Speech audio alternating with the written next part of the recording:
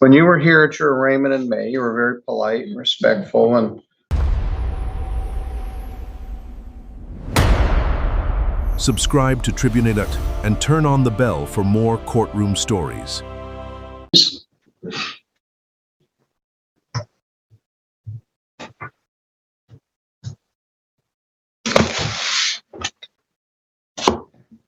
good morning, sir. Hello. You're Kirk Edwin Jensen? Yes. You got a ticket for no valid operator's license. No license in possession, and I don't think you can actually be convicted of both of those. It's either or. And no proof of insurance. Mr. Marvin said he spoke with you. You don't wish to enter a plea of guilty, which is your right, but you don't wish me to appoint an attorney. Can we just set this for a bench trial?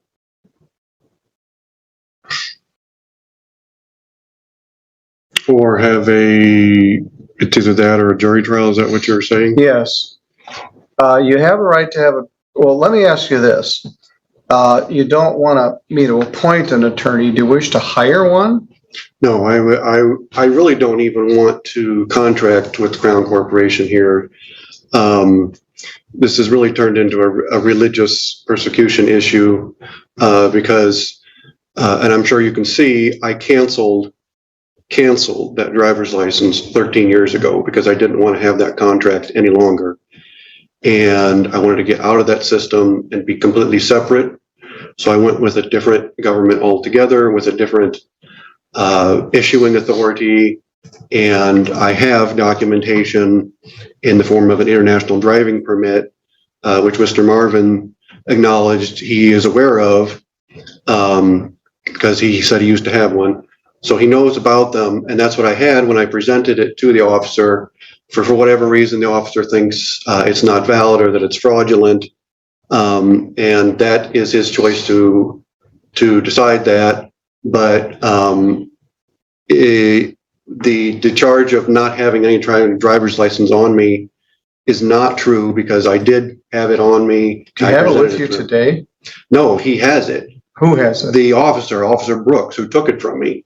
I have an international driving permit and a passport that was issued by a different governing authority than the United States.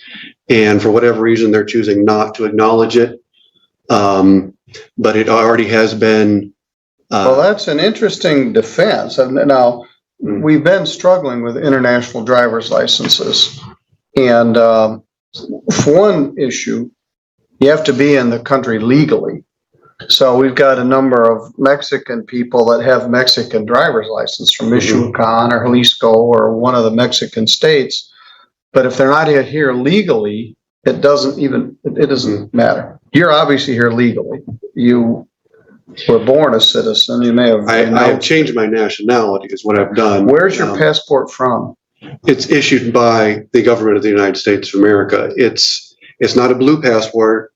It's a different colored passport than that. Mr. Marvin says that there's no such thing as that, and that's fine if he wants to choose to do that. But I have had no issue. I have had no issue from anyone or anything using that. Granted, I have not gone out of the country with that yet. I have not had the means to do so. Yeah, good luck. But you go out, good luck trying to get back in. My advice is don't do that. Mm-hmm. You'll be a man with no country. So don't leave the country, but you're here. Mm-hmm. Yeah, like I said, according to the Universal Declaration of Human Rights, I have a right to change my nationality. And the Crown Corporation here is trying to deny me that nationality, which really falls under a religious persecution issue here, because I don't want to have any more dealings with the Crown Corporation. And so I don't know what universe you're from, but there is no Crown Corporation. This is the state of Michigan. And in the state of Michigan, you have to have a driver's license. You may have one. Your operator's license, you're right, is canceled. I don't know if I've ever seen that I before. cut it up and I sent it back to the Secretary of State 13 years ago. I did not want to have that contract any longer. But you got convicted in Niles in 2019 of no ops. You failed to appear. I defaulted you, I guess. But yeah, they've got your old driver's license picture in here. But yeah, you don't have a bad driving record. There's no speeding, seatbelt. I'm not a bad guy. I just want to get around here differently. You were here on May 11th. Mm-hmm, correct. And you wanted the complaint dismissed. You told me that you had an license canceled and lien. So I set it for the pretrial, which is what we just did. All right. Now I got a concern that the officer has your license. Yeah, he still has it. He doesn't. I don't know why he hasn't given it back to me yet. Well, I can't. I want to see it. Mm-hmm. All right. So Mr. Marvin says he's not. We haven't reached a settlement. You believe you have a defense. You don't want to have an attorney. So the question becomes, we set it for a trial.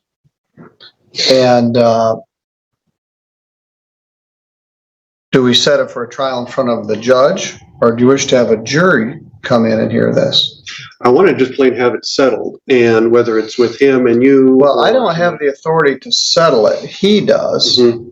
I can set it for what's called a last pretrial before a jury trial. And I will get your international. This may be more of a legal issue than a factual issue. Mm-hmm. You were driving in the state of Michigan, and you don't have a Michigan driver's license. Oh, the other. But okay. You may have a valid international license. I don't know. Right. There's no. Now the prosecutor has the police report. I don't. The other thing that I failed to mention was that I was also under contract while I was driving that. I was under a legal contract, and obviously that contract was impaired while I was trying to fulfill the obligations of that contract. That's alternate universe stuff. There's no contract. The issue is, I mean the owner of the vehicle. I had a contract with the owner of the vehicle. I was under contract to perform some services for the owner of the vehicle. Oh, okay. So, all right. That may be so. Right. But then you may need a CDL to do that. Your Honor? Yes? I'm not sure. I haven't looked at that statute in like years, but doesn't an international license have to have a prerequisite of a valid license from some place before you can apply for that international license? And I had a national one too as well. So I don't know. I believe that's the prerequisite, but I don't know. Well, it may be, but we've got a legal issue, and I don't even. He's got a theory that may have no basis or may have some basis. We have recently had a man from India who tried to do everything right. Right, I remember him. And it's so cumbersome and difficult. And he really he was living here. He had a driver's license from India. He got an international driver's license. Or he had a New York license, and somewhere he forgot to dot an I or cross a T. All right, I'm going to set this for a last pretrial, but I need. And what does that mean? It means we're going to take one more effort at resolving this thing, but I need to see your evidence. Okay. Well, I can tell you the Officer Brooks, he's the one that has it. All right.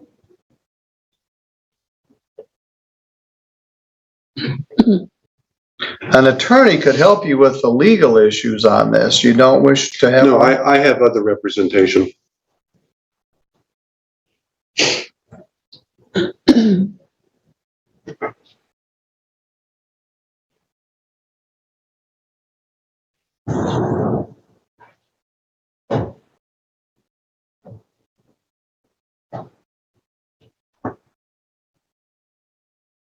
When you were here at your arraignment in May, you were very polite and respectful, and we don't agree on things, but let's take a closer look before I jump to any conclusions.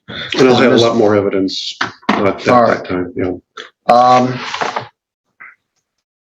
And if it can be resolved, great. If it can't be, the question at that point will be, do we have a jury trial or do we have a bench trial? And one of the things about people like you that want to check out of our government and our system, they don't mind bringing in 30 of their fellow citizens to come in and hear their thing. The irony is, if I sent you a jury notice, you wouldn't show up. You would say, I don't contract with you and I won't participate in your system. But you don't have any compunction about dragging 30 other people in here to hear your case. So at this point, we haven't gotten that far. Can we just decide that in 2 weeks? Yes, Okay. certainly. So let's see, I want to get those documents from the sheriff's department, take a look at them. Okay. There may need to be some legal research done as well. But you're putting the burden on them, which is how it sort of works. Yeah. They have the burden of proving it beyond a reasonable doubt. So you raise this defense and say, prove it's not right. Well, that isn't exactly how it works. You've got to show there's some merit to the defense. Key West used to offer passports to the Conch Republic. There was a little place there, and you could get a Conch Republic passport, and it looked like a real passport. And they shut them down. People were using them in other countries to show they had a Conch Republic quasi-American passport. So there's all kinds of screwy passports out there. And I understand that there's nefarious people who want to do things for nefarious purposes, and that's not me. I don't want to do anything for nefarious or evil purposes. I'm trying to be upright and righteous here in what I'm doing. And I'm just simply wanting to be separate according to my religious beliefs. And that's all this really boils down to. All right. Well, one option is don't drive a car. If you don't want to participate in it and you want to opt out of our system, don't drive. Have somebody else drive you or stay in one place.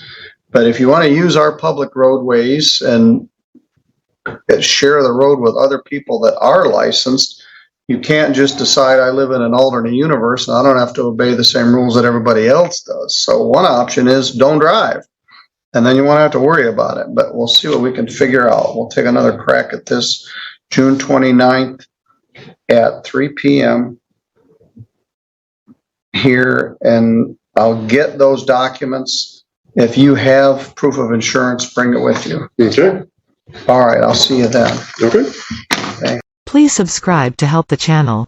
This transcript is the same courtroom hearing already summarized above, involving defendant Kirk Edwin Jensen, who was ticketed for driving without a valid operator's license, not having a license in his possession, and lacking proof of insurance. When asked whether he wished to plead guilty or have an attorney appointed, Jensen declined both, explaining instead that he had voluntarily cancelled his Michigan driver's license 13 years earlier, because he no longer wished to be bound by what he called a contract with the state, which he referred to as a crown corporation, and that he had since changed his nationality and obtained an international driving permit from a different governing authority, framing the entire situation as a matter of religious belief rather than an ordinary traffic violation. He insisted the charge of not having a license on him was inaccurate since he did have the international permit at the time, though the arresting officer had confiscated it and considered it invalid. The judge patiently explained the practical and legal problems with this reasoning, noting that regardless of what documentation Jensen believed exempted him, Michigan law still required a valid license to drive on public roads, and raised doubts about whether an international permit could even be valid without an underlying national license to support it, referencing a previous case involving another individual who had tried a similarly complicated approach and still ran into legal trouble despite trying to follow the rules correctly. Despite disagreeing with Jensen's theory, the judge acknowledged that he had remained respectful and polite throughout the process, and rather than ruling against him immediately, decided to schedule a further pre-trial hearing to review the evidence, including the permit itself, which remained in the possession of the officer who had taken it. The judge also pointed out an irony in Jensen's position, noting that someone who claims to reject the government's authority still expects 30 ordinary citizens to appear for jury duty on his behalf, even though he would likely refuse to participate if summoned himself. The hearing ended without a resolution, with the judge advising that if Jensen truly did not want to participate in the government's licensing system, one option was simply not to drive at all, while setting a follow-up hearing for late June to further examine the legal and factual questions raised by his defense, and asking him to bring proof of insurance if he had it by then.